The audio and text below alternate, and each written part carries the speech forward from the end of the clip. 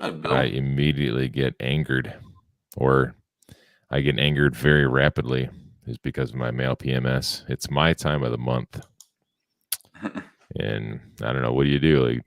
Like cram paper towels in my ass, or like I don't know. What am I supposed to do to feel better? I eat. That's what I do to feel better. Is I eat. Oh, did you fall off the wagon this week? No, not really, but it's been close. You know. Like how close are you to just going down to Costco and like just getting a whole cake and crying in your car?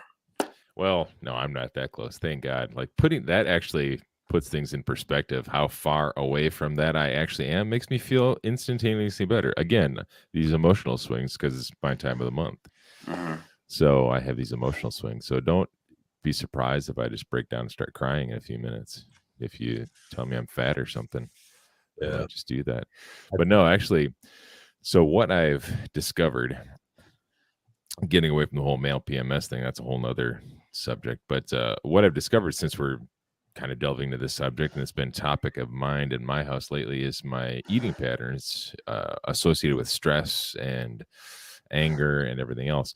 And I think this stems all the way back from me being an alcoholic. So I go from vice to vice to vice to vice. And I went from drinking and smoking and marijuana and everything else. And now it's sort of been food binging, or at least using food in ways it shouldn't be used. And I don't mean in a sexual manner, I mean using it to cope with stress and various other things. So I've been very cognizant of why I'm eating, and only eating when I'm hungry. Mm-hmm. If you ever try that, like just go an entire day and don't eat unless you're physically hungry, and just like really Is that smart to do? Like wait until you like actually feel. intuitive eating. Yeah. So you wait till your stomach is actually like growling, or you're feeling like a cramp because you're hungry. Yeah. I mean, there's a satiety scale that, I mean, like one would be What's a satiety? What is like satiety? when you're eating and you feel extra full, like you're satiated. The satiety scale. I think if I'm even Are these saying it, real words? yeah. Maybe he's trying to stay satisfied, and that's not how it's coming out. No, it's definitely it's satiety. Okay, just making Not sure. like society, like Okay. satiated. Like this food is very satiating. It's a satiety I scale, mean, emaciated. I'm and it's feeling like it's emaciated. 1 to 10. So like 10 being you just ate as much as you physically could eat during Thanksgiving, and you're like uncomfortably full. It hurts. Like you're just like, oh, I can't move. And then 1 is like you're just super hungry. You're ravenous. You could eat your arm off. And so, like, what you should try to do, or again, I don't want to say what you should try. It's different for everybody. Do whatever the fuck you want to do. What I'm going to do is I'm going to try to eat like when my body feels like around a 3 or a 4. Like when I know that my body needs nutrients, that's when I want to eat. Because I've noticed just simply paying attention to when I want to eat and how I actually feel in that moment, I've discovered that most of the time I'm eating because I'm bored or because I'm stressed out at home. That's it. That's Right. really it. Like, See, I have a hard time during the day because I'm like moving a lot, working a lot, and I'm not the best at staying hydrated. So sometimes I can't that's tell another if one too. Is am I hungry? That is the reason why I'm feeling drained because I'm hungry, or is it because I'm dehydrated? You know what I mean? Because it can go either way, I think, right? Yeah, drink a glass of water and wait 10 minutes. If you're still hungry and it feels like it's about a 3, yeah, get something to eat. But the other thing is too, is eat until you're full-ish, like a 5 or a 6 on the scale. Is again, this is what I'm going after. It's like I don't want to eat until I'm uncomfortably full, but I want to eat to get me a couple hours to my next meal. See, I always heard that like your stomach doesn't feel full when it's actually full. Like it takes 10 or There's a 15 minutes. delay. There's a delay. Yeah, that's why you should eat slower too. And even like this one guy I follow, he's got a lot of real good advice. Chris Terrell. I don't know how you say his name, but he's got a couple podcasts, YouTube shows, does TikTok, a bunch of things. And he's got a lot of good information about just simply eating while you're slow, taking a break in between spoonfuls, not just shoveling it in your face as fast as you can, but stopping, hydrating in the middle of your food, and just checking in with yourself. Like, hey, am I full yet? just because you have all this food in front of you doesn't mean you need to eat it. I mean, we live in the fattest nation in the entire world, so chances are you throw away, I don't know, a half a cup of rice or whatever, because it's like, well, I'm kind of full now. It's not going to be the end of the world. Yeah, I just have a hard time with that because like I grew up poor as shit. So like every single time that mentality goes where, I was like, I don't need to eat this. I don't Mhm. need to eat this. I'm like, but if I don't eat it, it's fucking wasteful, right? So then what do I Yeah. do? Like I'm trying to be extra frugal too, and that's simply counterintuitive to what's going on right now. Hmm, I gotcha. Adam, how about you? Pretty good. Kind of annoyed. I'm going out of town tomorrow. Going to the ESCO thing. I quoted a repair earlier this week and they didn't say anything. And they had intermittent no heat. And now last night at 7:00, they're like, "What the heck? I thought it was fixed." It's like, no, I quoted you the repair and you never approved it. You know what I mean? Mhm. So now they're calling, well, we need you to come out today. It's like, well, I didn't quote it for an overtime repair. So this is fun. I gotta deal with this. And yeah, my heat sucks in my house. It's like 60 degrees in here right now. I'm freezing my freaking butt off. I thought you had all that taken care of. No. So there's still something going on. I'm trying to get this thing commissioned, but I really don't want to go outside because it's freaking cold out, you know. Well, if you don't go outside when it's cold out, it's going to be cold on the inside. Well, I'm just blasting the furnace. The basement, I'm keeping it around 66, 76, 77 to keep, so yeah. Oh, I see. But I don't want to say, dude, I honestly, it's a learning curve. I took one class on the freaking the Sky Air VRF setup, and I don't know. I'm not learning on it when it's 10 degrees outside. It's not fun. Is that what you have at your house? Yeah, I mean, I just installed it, and I'm trying to commission it. You have to go through a system test, and it keeps failing the system test, and it's like, it's. I mean, for me, it's intimidating. I'm sure for most people that work on it on a daily basis, they're like, I hey, imagine I've never. Well, no, I think I've done like maybe one or two mini split jobs, but On Monday, I got to spend some time at the Daikin Lab here in Houston, or here in near Dallas. It's in a town called Carrollton, and they were showing me all the different arrangements that they can do as far as 2-pipe and 3-pipe, and just the different orientations because we're thinking about. I mean, we are definitely purchasing one for one, maybe two of our training labs, and so I've been over there just figuring out what I need. I'm going to try to get a VRF system, heat pump preferably. That has full options, and then what's the other thing? 2 regular mini splits, and then potentially an R32 system. It's approved in some states, but not Texas yet. So I don't know how that works. that's kind of weird. what's not approved? The approval in their equipment, I believe. Like we all know they use R32, right? R32 is one of the components made up for 410A, right? Mm-hmm. Yeah. So yes. they're trying to make a I don't know if it's just a straight up mini split that basically just works off of a mini split that just works off of R32 because it would have I forget what the global warming potential is of it, but it's a hell of a lot lower than most. Well, mini splits for what do you guys plan on using training on mini splits for? So we have 3 different types of schooling here. You have one for construction install for supermarkets and stuff. You have one for like commercial stuff, Starbucks, Rooftop units, mini splits. yeah, stuff like that. And then you have commercial industrial, which is what I got brought in for originally when I first got hired. So I don't have any courses like commercial stuff. We're developing that this year, and they need a place in person to do it. We can do it online anywhere, no harm, no foul. But then you have to have the equipment to actually physically work on in your area, and you might not. Not every single person is doing VRF shit. I know there's a couple customers that we have they're doing it pretty heavy, but other than that, it's The only way to basically do it is just invest it for your training center, right? They're going to supply all the software and stuff for all the stuff that you need to work on a Daikin. Yeah. I mean, I was talking with Roman. I don't know how you say his last name. Bach. Bach. Yeah, that's what I was talking about. Yeah.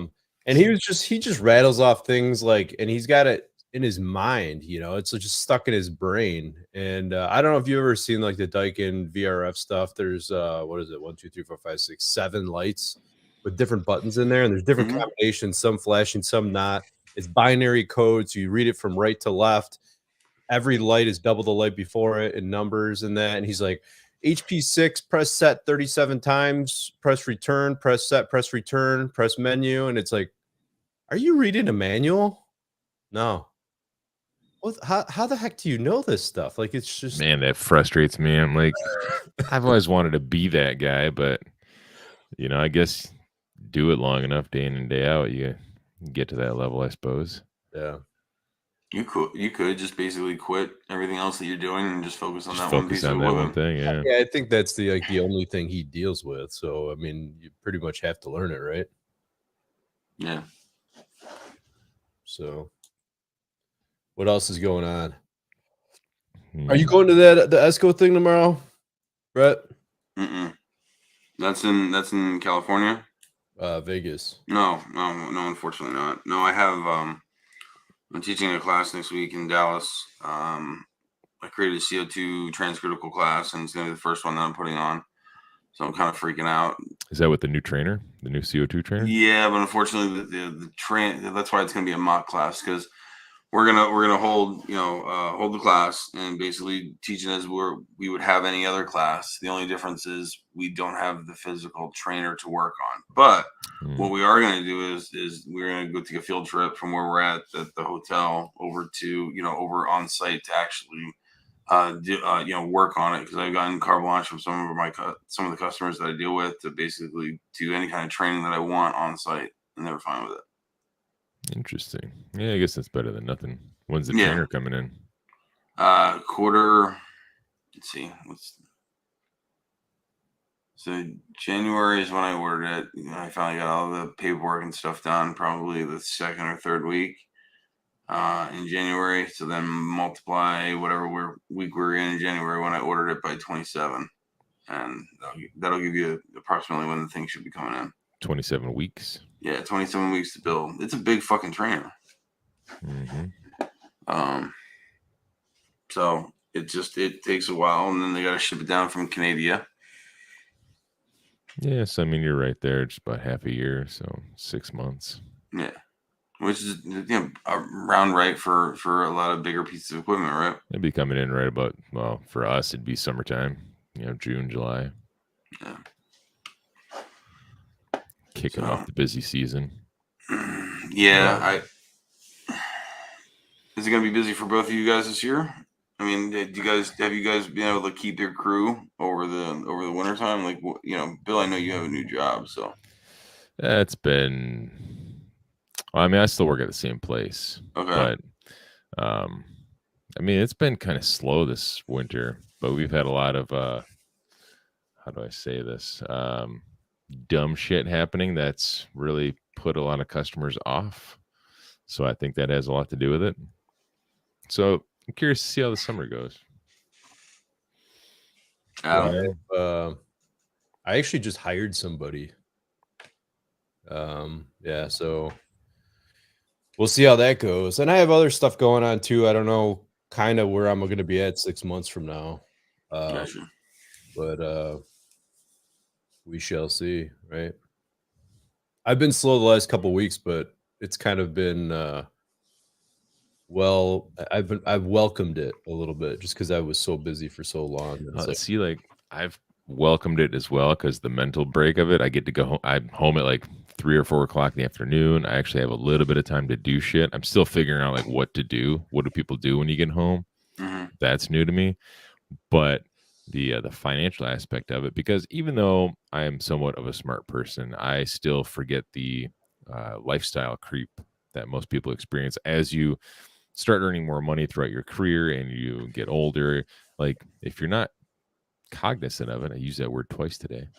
If you're not cognizant of it, then you just start like just having more stuff and getting more bills, and like you just like, I mean, I can afford this payment, I can afford that payment. And like it's not super crazy for me, but I just like noticed it. I've just like as things have slowed down, I'm like, wow, I'm out of money already, that sort of thing.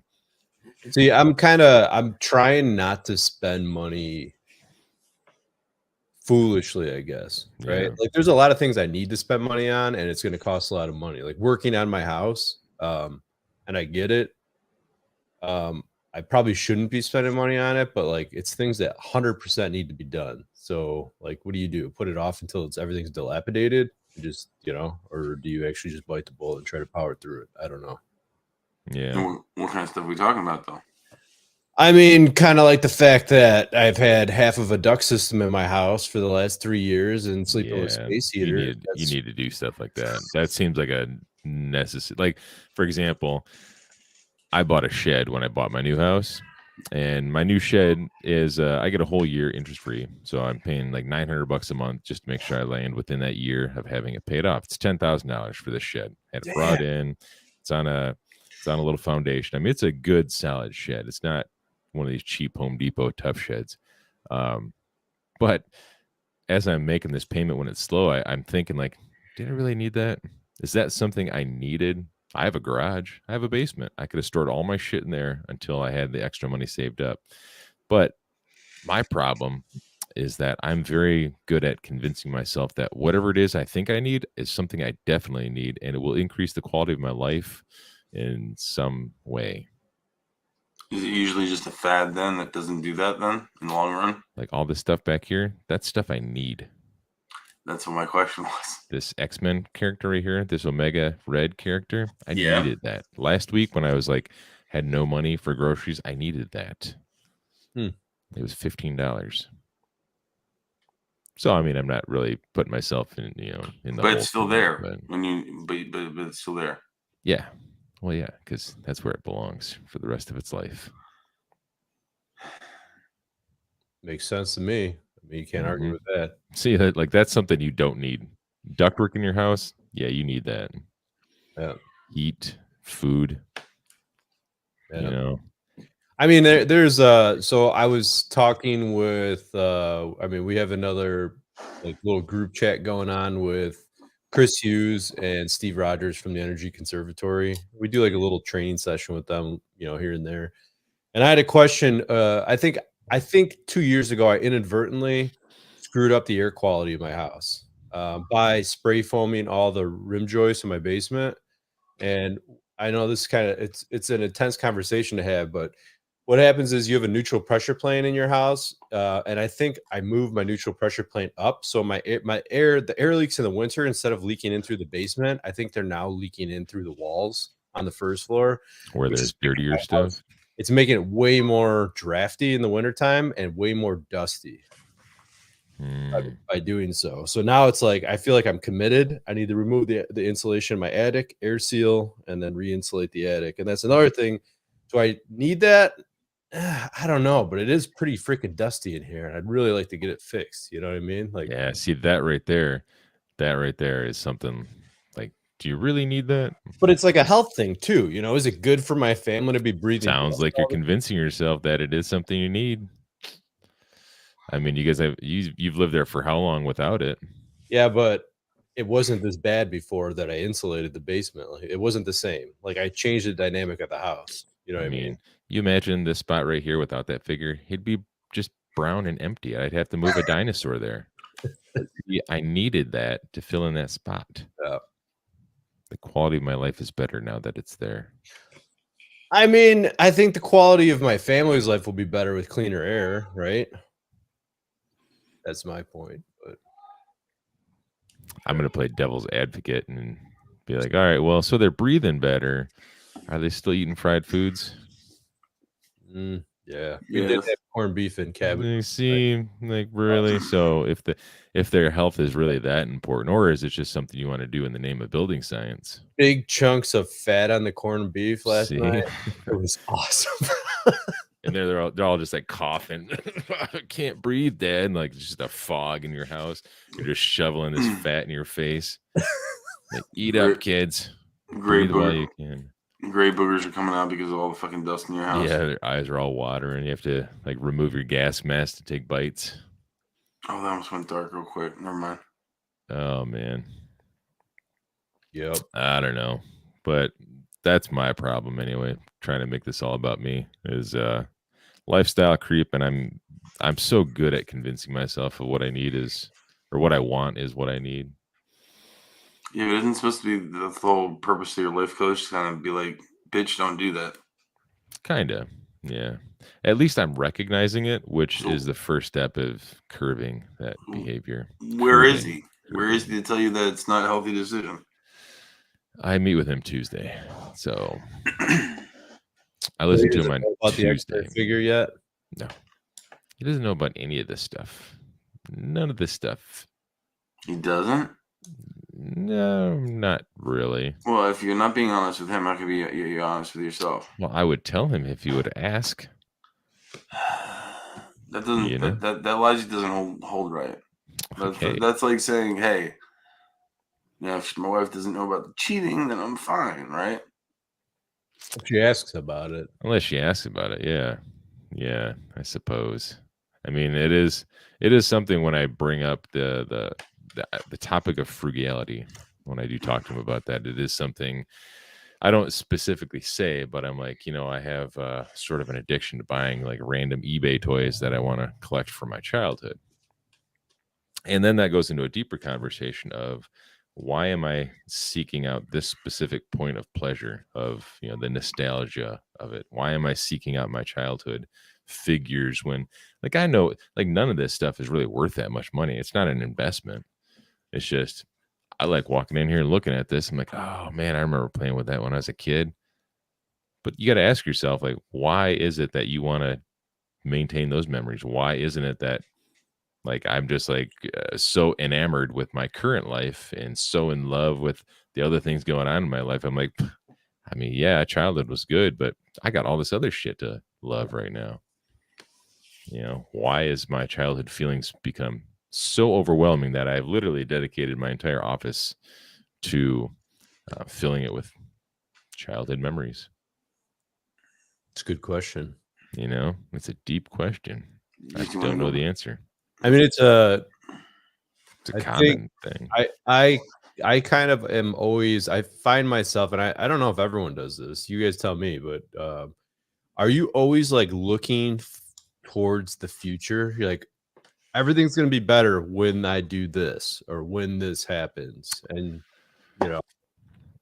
I kind of do. Like, for example, the last couple of years I've been really focusing on health and like weight loss, because I used to be a big fat person like 12 years ago, and my weight started creeping back towards that, and I was like, well, I can't have that. But anyway, I set this goal, and I'm like, every time I like exercise or do this, I'm like, man, it's gonna be great when I hit that goal. And then eventually I did hit that goal, and I was like, I still feel the same. I'm still pissy.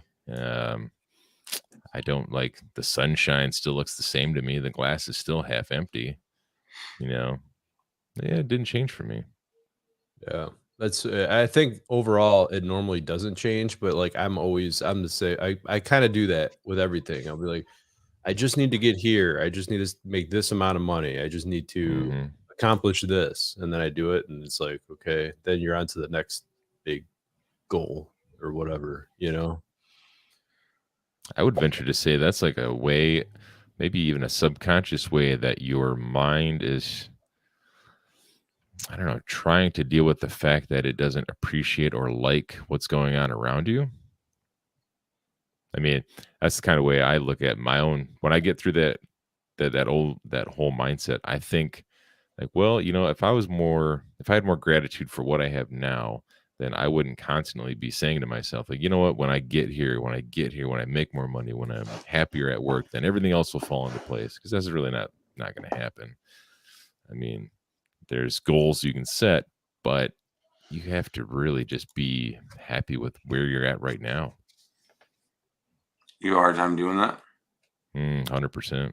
Yep, for And sure. What? I mean, I'm just trying to think some deep rooted issue like that would actually cause that for you to think about that all the time. You know what I mean? Does it affect your day to day life? Like, you Oh know, yeah. Every day. For example, a best example I have is the way I interact with my daughter. I have one kid, Mhm. a daughter. She's 8 years old, and the Mhm. way I specifically interact with her is a direct reflection of my own internal attitude or internal struggles, whatever you want to call it.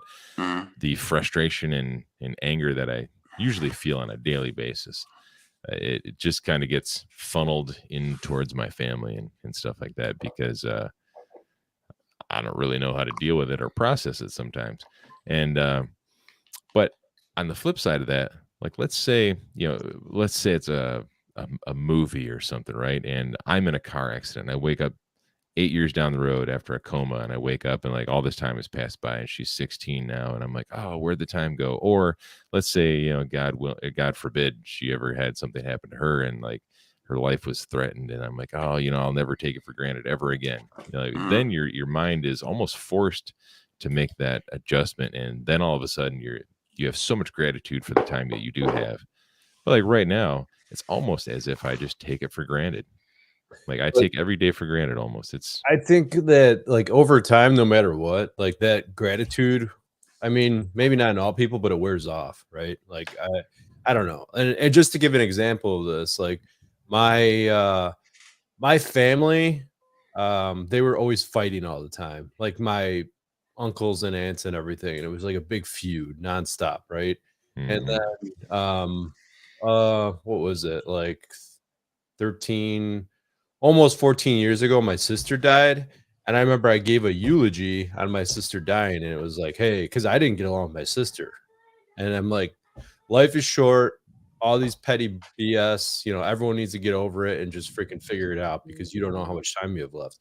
And then after that, like the whole family kind of got back together and like, he's right. This is all stupid. Let's get along. And everyone got along for quite some time. And then like as time slowly passed, it's like, you're a dipshit. You know what I mean? Like it started creeping back in again, and now once again everyone's fighting, nobody's talking. Yeah, you're exactly right. Like over time, you just like it just blends into it just becomes like a background where you're just like you're always here every day. You're here, so I don't need to be that.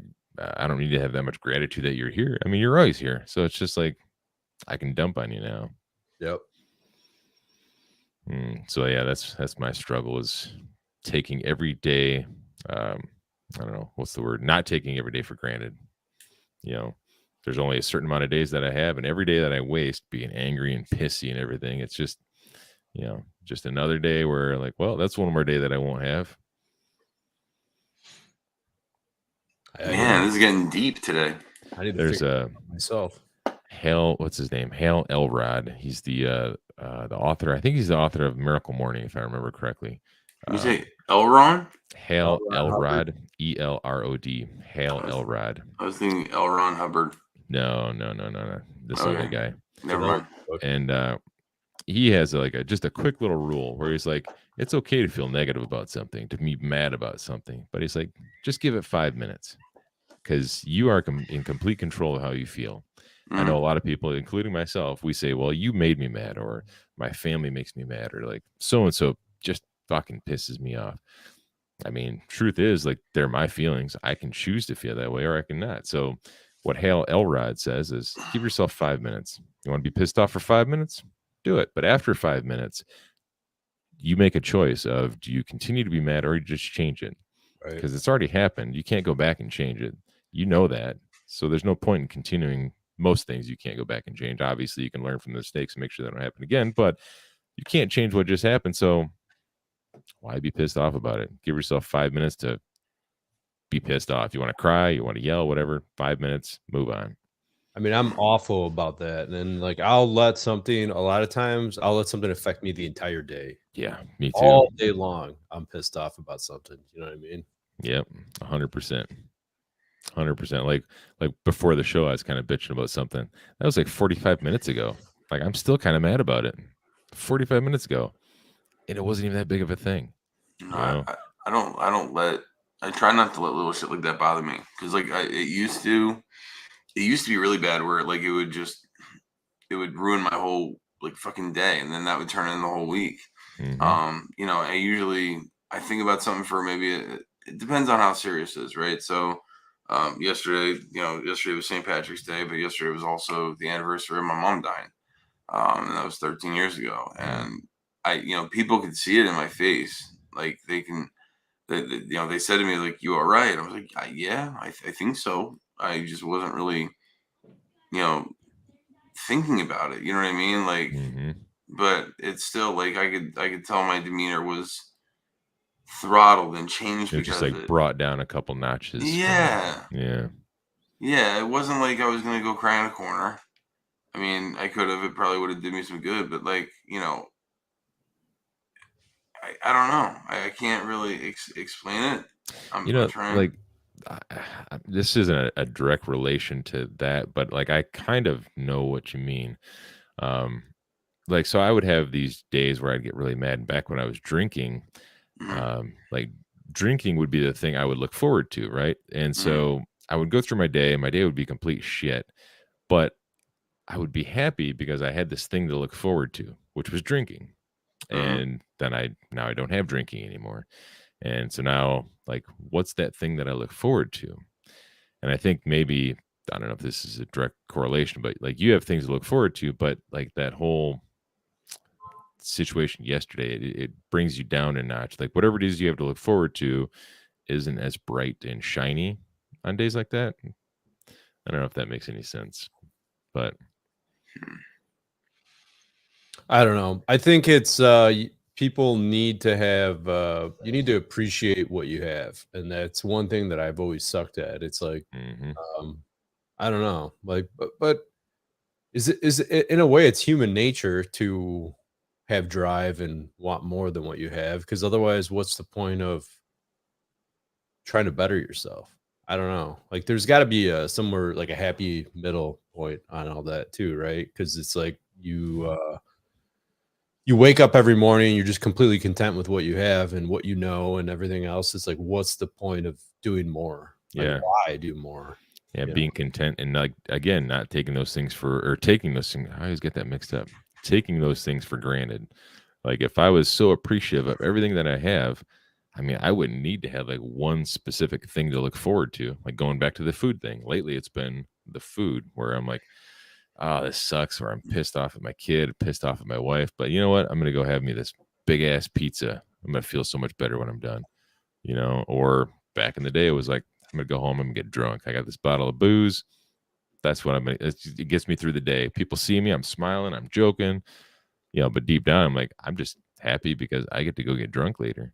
And now I've realized that's because I took everything for granted. I don't appreciate what I have because if I did, that would be my thing I look forward to. Instead of saying like I'm gonna go home and eat this pizza and fucking feel great, like I'm gonna go home and be with my family and watch TV. That's gonna be awesome. But for me, it's unfortunately I'm not at that level yet.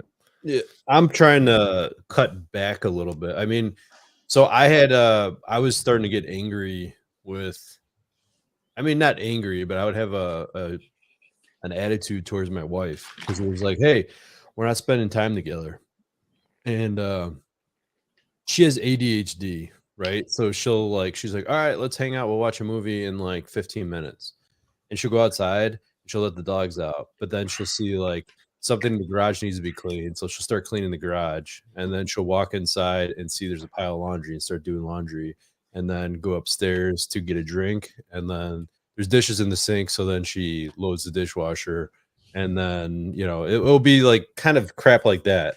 And then somebody will call and she'll just talk on the phone. And before you know it, 7 hours went by. And Mhm. What'd you do all day? I'm like, well, it was fun hanging out with you. She's like, well, I had a lot of stuff to do. I know I tried. I'm like, yeah, you didn't really try. Let's be honest. Yeah, you could have wrote it on your hand. Go But like watch now, movies. I don't let it bother me. I'm like, whatever, we're married. It's Does she not like being told when she's doing stuff that affects you? I don't know if any woman likes that. Yeah, you know, I don't, you know, if I'm like, what the fuck, you know, but no, I mean, I think my best shot at like if I'm like, hey, I want to hang out with my wife today, I'm gonna do something like whatever. The best thing I could possibly do is probably make an effort and make sure everything in the house is straightened up. Yeah, that's a good idea. There's nothing else for her to do. Eliminate the obstacles. Yeah, exactly.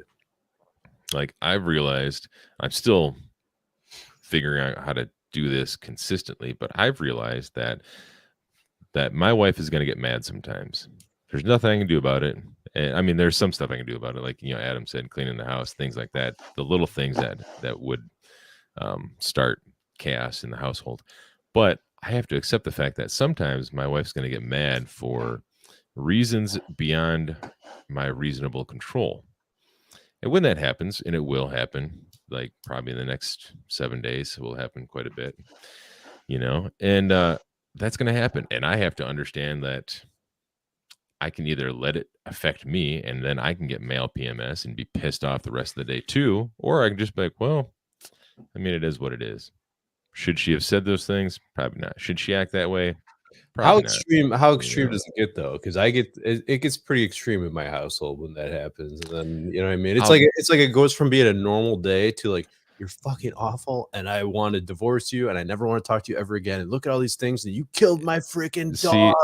In it can go that, I mean, it can easily go that far in my situation, and it has. But I've noticed that like how I react in those situations is the reason why it goes that far. Do I engage? Because when I engage, it goes that far. Because when I engage, I'm like, all right, well, the gloves are off now. Like, let's have at this. And, you know, if I feel like, well, no, you're not going to talk to me that way, or like I'm not going to back down in this situation. You're obviously wrong. Like if I take that stance, it will go that far because there's no giving up on her end. She's not going to, in her irrational state of mind, she's not going to say, well, whoa, you're right. I am a psychotic lunatic. You're so right. I didn't think about that. Man, you should have told me that sooner. You know what? I am acting just like my mom. It's a good thing you pointed that out. You know, that's not going to happen. So I've realized like, best thing I can do is just not engage, change the subject, keep my mouth shut, let her rattle on.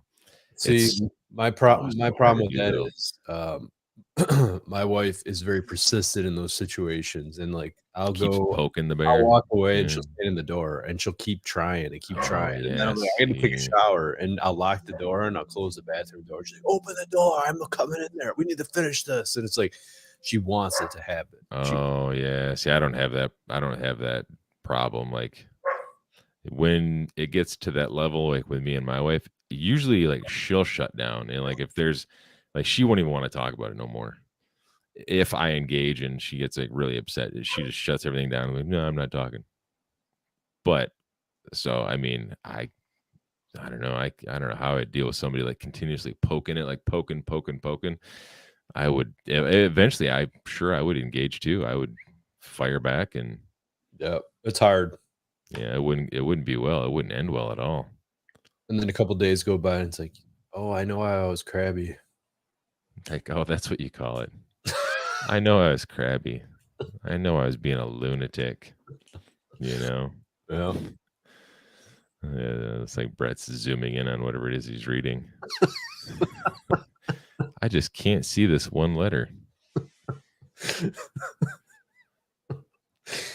Oh, you know, but I don't know, man. It's being an adult, dude, being a married adult with kids sucks. It's so hard, man. It's so hard. There's so many dynamics, so many variables in life. And then you have on top of like, I want to be a good person. I want to have a good career. I want to excel in my career. I want to be physically fit. I want to have all these other things. I want to raise a family. I want to be a great dad, father, husband, brother, son, you know, all these things. And you're like, how the fuck do I do all that? Yeah, it's hard. Yeah. It is definitely a juggling act. And, you know, I know you ask me all the time, when do I have time to do all this, like reading and learning and that? And it is hard. And right now I'm at a slump. Like I've been stuck on one book for a couple of weeks now, and I haven't gone any farther on it. So I need to make an effort to get back into it, you know? See, like I have been trying to. My thing is every morning I do my exercises and I try to read for at least 10 minutes. And this week I only got like 3 days in where I read a little bit of right now it's the psychrometrics book, and today I got about 15 minutes in, but I That's like the to Eugene Silverstein book. yeah the first one. Oh wait, no, I was. I thought. Never mind. Never mind. I feel like an idiot now. I thought you meant Shel Silverstein, the guy from the writes I that know poet that name, books. Shel Silverstein. I forget what the fucking most famous one he used to do. Hold on. No, it's the psychrometrics book, and it's a real good book, and I'm trying to internalize as much of it as I can. Although I'm not. Also, while I'm reading this, I have to keep in mind that I don't need to memorize it because there's a chance in my part of the industry I won't use this very often, but I want to know it. I want to know it now and have it as a sort of muscle memory. If I ever need to reference it, it'll be somewhat more familiar. But am I going to memorize all the formulas to figure out No, HOC, I don't. HOW? No. I don't think you need to. But like, I think one thing I was reading something on the internet the other day where it's like, do you struggle retaining knowledge and information that you read? So like, read Mhm. in like, don't try to kill a book all in one time if you struggle with that. And then after you read, try to think about what you just read. Like, try to like, spend 10 minutes and think about what just went through your mind, and Mm. that probably helps retain some of it as well. But these freaking books with all these formulas, I mean, let's be honest. Who's gonna you're no nobody's like freaking Chris or Brett where they just memorize crazy random shit for no particular reason. Yeah. Yeah, like I got bits in pieces, but I don't know how long those are going to last. Like the Jim Davis class, I can't reference anything. I read it out of my mind right now. I can't reference anything from that Jim Davis class whatsoever. I went out of that class and I have not used any of that information in the field because I mean I could have went out of my way and maybe used it like once or twice, but um yeah, it's kind of sad. Shit. No, I mean, I don't know. I guess it's depending on how many times you're gonna use that information, right? Yeah, Like the Jim exactly. Davis stuff. Like, what did you actually go over? Like, I wasn't in the class, so I can't. Combustion analysis, and I mean it's useful. I could definitely see it in my industry, in my part of the world at See, some point in For you time. made troubleshooting. if you made an effort to utilize if and you brought a combustion analyzer with you on every gas service call you ran, you would. Hmm. You know what I mean? You need to make the effort in the field to do it because and you're probably missing things that, you know what I mean, you would catch if you measured combustion on every service call that you ran too. Probably, but I can tell you, like within the last 30 days, I've done one rooftop unit no heat call, which is super weird. And that's it. That was my last no heat Wow. call. The rest is like restaurant equipment or fryers or a couple walk-in coolers here and there. But yeah, the amount of no heat calls I've had over the winter, I can literally count on like two hands. It hasn't been maybe 7, 8 service calls over and they were all emergencies. And emergency situation, rooftop unit, restaurants, 50 degrees. I'm not doing combustion analysis up on a roof when it's negative 35 degrees outside. But La-di-da. la-di-da. Anyway, gentlemen, I do need to start wrapping it up. I have a full day ahead of me, a full day of steam, a full day to look forward to. Yeah, I got to go run a service call myself. Well, that's not something to look forward to. That sounds like garbage. I'm looking back forward to going back to bed. See, but it's daytime. How are you going to do that? I can nap anywhere. I have that. If listen, if I was an X-Men character, that would be my gift. Your superpower. Yes, being Like, able to wake nap, up. I could just stand straight up. I found myself last night, actually, middle of the night. Why I keep rubbing my back? My back's all fucked up. I fell asleep on the garage floor for 2 hours. Hmm. I don't remember how I got on the floor. I remember going out for a smoke and a pancake, and then literally woke up 1 o'clock this morning, and I'm freezing my ass off. I'm like, why is it so fucking cold in this house? Oh, it's the garage And well, that's floor. the thing. I thought it was I thought it was in like an 80s kitchen, like the one where you had like linoleum, like the fake linoleum. Then you had that weird 80s plastic runner that would go down the middle. Mm-hmm. Yeah, that's what I thought it was. Did you say you went outside for a smoke and a pancake? Yeah, it was an Austin Powers reference. Mm-hmm. Okay. Smoking a Gonna pancake. pancake, banging a bits, pipe and a crepe. Yeah. Yeah. One of these days you're gonna just like lay down and then slip into an 8-year coma. I'm like, wait a minute. I'm waiting for it. Mm-hmm. Aspire, right? You need to aspire for goals. Well, my goal is to stay awake all day, get all my stuff done, and not create a fight because I am feeling a particular way about the day. Don't let other people influence how you feel. You control how you feel. I feel cold. On that note, thanks for listening, and we'll see you guys next week. Or 2 weeks. 2 weeks. 2 weeks. Adios. Later, guys.